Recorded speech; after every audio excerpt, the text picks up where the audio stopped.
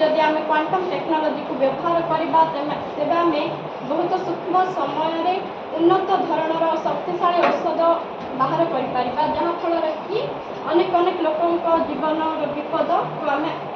आड़े पार। जलवायु आम ओडिशा रे सुनामी बन्या बात्या इत्यादि बहुत समस्या आगु देखा दे आसुचे। आमको आगु सतर्क करुवा जलवायु संस्था पाणीपाग विभाग आमको आगु सतर्क करते से जो धारणा देउछंती सब बेले सठिक हो पारना जदि आम क्षेत्र में भी क्वांटम टेक्नोलोजी व्यवहार करवा तेज आम नहीं बोले सठिक तथ्य पाई बोले आज आज सुनामी हम बोली जदि कहले आज हवाटा हम सेमती आम सठिक तथ्य पाई जहाँफल कि हजार हजार लोक मृत्यु मुखर बची पारे।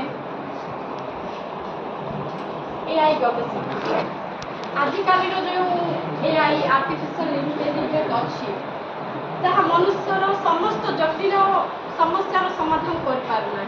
जदि आम यही क्षेत्र में भी क्वांटम टेक्नोलोजी व्यवहार करवा एआई को अधिक उन्नत धरणर शक्तिशाली कर तेज एआई आम मनुष्य मानकर जटिल ठू भी जटिल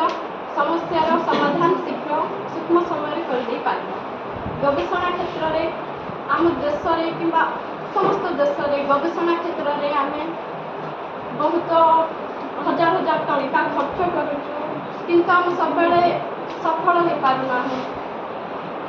नूतन धरणर जिनस उद्भावन कर कष्टकर होम जब एठारे भी क्वांटम टेक्नोलोजी व्यवहार करवा तेज आम सूक्ष्म समय उन्नत धरणर गवेषणा सब कर महाकाश क्षेत्र में आम महाकाश क्षेत्र में हजार हजार लक्ष लक्ष कोटी टंका खर्च करुचु हेले भी आम सब समय सफल हो पारना जदि आम एठारे क्वांटम टेक्नोलोजी को व्यवहार कर नूतन धरण मिसाइल इत्यादि प्रस्तुत कर तेबे आमर सफलतार हार वृद्धि हो।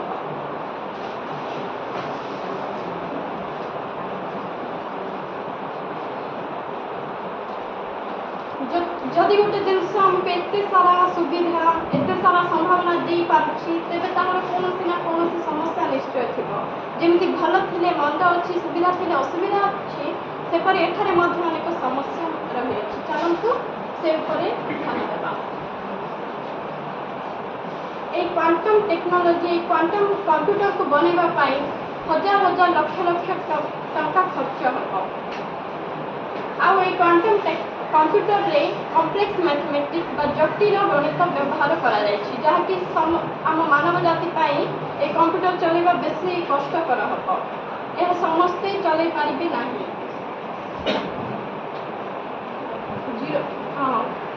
मोबाइल एक छोट कंप्यूटर हेले आम टिके समय व्यवहार कला गरम हो जाए पूरा हीट हो जाए ठंडा करने आवश्यक पड़ुची कंप्यूटर को आम एसी नथिबा जगह चलैबा माने सेटा टिके समय पर खराब होगा लगुच क्वांटम कंप्यूटर एत शक्तिशाली एत दक्षताशील कंप्यूटर तेणु आम ताकू नॉर्मल टेम्परेचर चलै पारिबा नाही एहापाई 0 डिग्री टेम्परेचर आवश्यक पड़ता है जो मनुष्य मानक रहा अत्यधिक कष्टकर।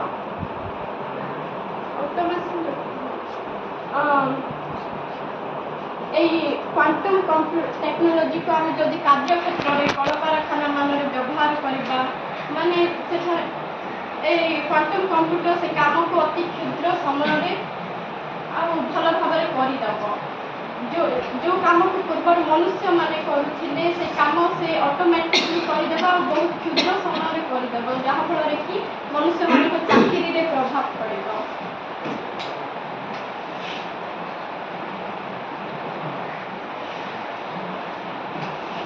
चलते आलोचना करवा भारत यही क्वांटम युग कौन पदक्षेप आम भारतर प्रधानमंत्री श्रीयुक्त नरेंद्र मोदी कैबिनेट मंत्री मान मिसी 2023 मसीह नेशनल क्वांटम मिशन परिचालन करते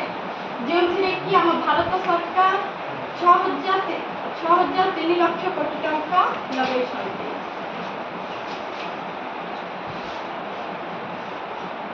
क्वांटम युग एवं आरंभ स्थिति अच्छी ଏଠାରେ ଅସାଧାରଣ ସମ୍ଭାବନା ଥିଲେ ମଧ୍ୟ ଏଠାରେ ଅନେକ ସମସ୍ୟା ରହିଅଛି। ଆଗକୁ ଭବିଷ୍ୟତ କିପରି ହେବ ତାହା ଆମ ମାନବ ଜାତି ଉପରେ ନିର୍ଭର କରେ କି ଆମ ମାନବ ଜାତି ଏହାକୁ କେତେ ବୁଦ୍ଧିମତାର ସହ ବ୍ୟବହାର କରିବ, କେତେ ଭଲ କାମ ପାଇଁ ବ୍ୟବହାର କରିବ, ତାହା ଉପରେ ଏହି କ୍ୱାଣ୍ଟମ୍ ଯୁଗ ନିର୍ଭର କରେ।